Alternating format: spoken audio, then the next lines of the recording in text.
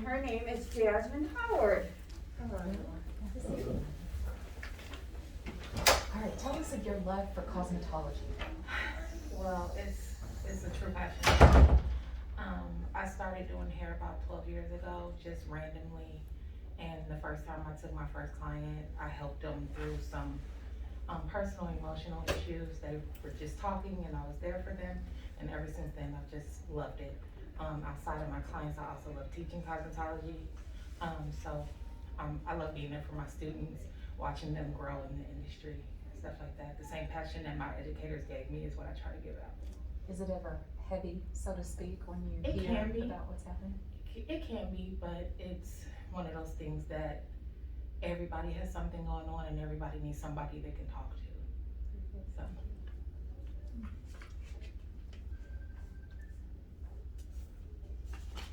So what motivated you to compete in a pageant?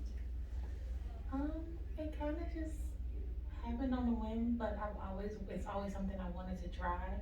And when I got the opportunity, I jumped on it. I'm kind of in a point in my life where instead of saying no, I can't do something, I say yes, I can.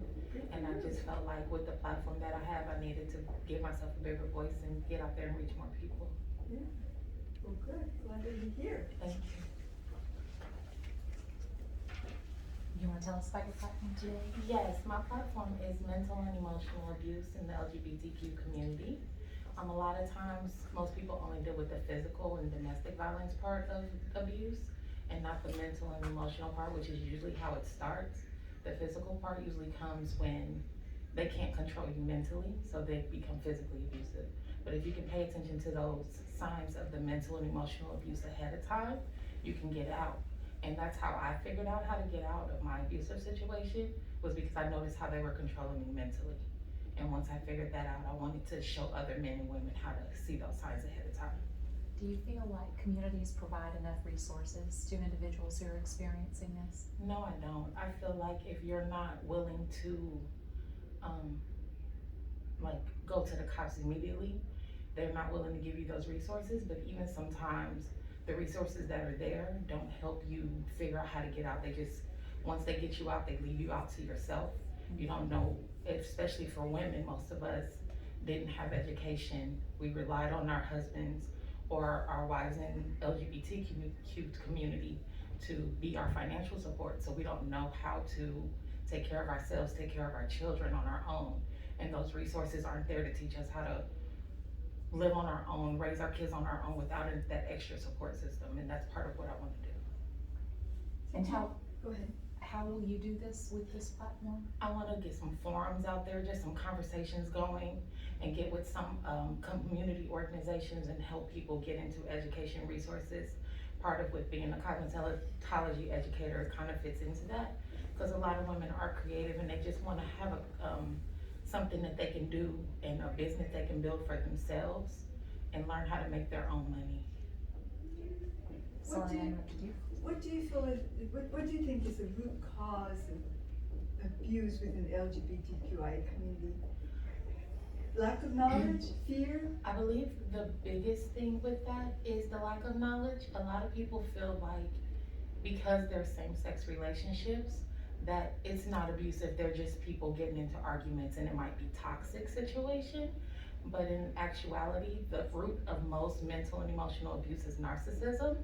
And when you have a narcissistic person that, even if they're dealing with someone who has self-confidence and knows who they are, if they're constantly making you feel like what you're doing is making them insecure or making them feel the way that they feel about certain situations, when you love that person, you try to do everything you can to, you try to do everything you can to make them happy, which makes it harder and it gets you deeper into a rabbit hole. Do you think that the government on a whole does enough to bridge the gap between the LGBT community and the community as a whole? No, I think there's still a separation yet. I think a lot has come a long way with getting us our equal rights and to make us feel equal to the rest of society. But I feel like there's still a gap, and it's not necessarily the government, it's it's the country as a whole, or even the world as a whole, because everybody has a certain mindset of this is what a relationship looks like. These are how relationships are set up. And when you try to put that into a situation where it's a same-sex relationship, gender roles don't exist. So when you're trying to constantly live in a relationship in gender roles, you get kind of stuck and complacent with strict society. What inspires Jasmine? Life inspires me. My career, my goals, my children. I try to live every day for them. I've been a single mom now for the last 7 years, and getting out of the situation that I was in and raising a now 9 and 16-year-old girl and 9-year-old boy by myself, working 2 jobs, trying to show especially my daughter that she can do it on her own. She doesn't need anybody else. That's what inspires me. How do they feel mom competing in the pageant this weekend? They're proud of me. My son has called me every day since I've been here. This is the longest I've been without him. So he's called me every day. How'd your interview go? How did this go? When do you compete? Like, he's really interested in it, so. That's good. And how the other contestants have been to you? I mean, as a whole, I mean, everybody's helping each other out? Yeah, it's been a great experience here, especially the girls in my division. The 4 of us are really, really close. We talk about a lot of stuff, and we've been there for each other even before coming here, so. So you already have that bond. Yeah, we have that bond. We grew that bond over social media, which was kind of hard, but it was a true bond. And I love all 3 of them. That's amazing. Do you have anything in the last 30 or? Is there anything that you'd like to say to us today that we haven't asked you that you wanna make sure you say?